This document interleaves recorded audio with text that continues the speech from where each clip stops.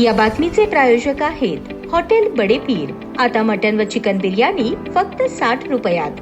आमचा पत्ता Lakshmi market Vijapur waste आणि दुसरी शाखा मुस्लिम बादशाहपेठ सोलापूर।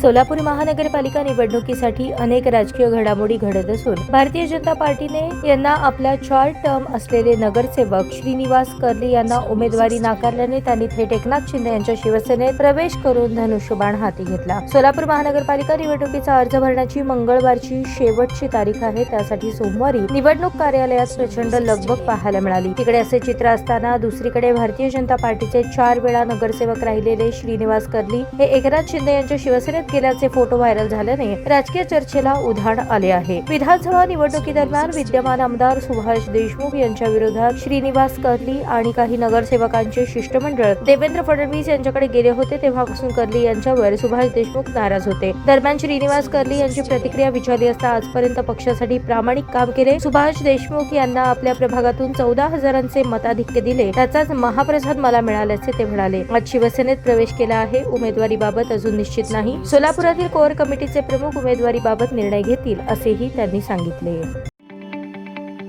ताज्या बातम्या पाहण्यासाठी प्राईम महाराष्ट्र न्यूज चॅनलला सबस्क्राईब करा।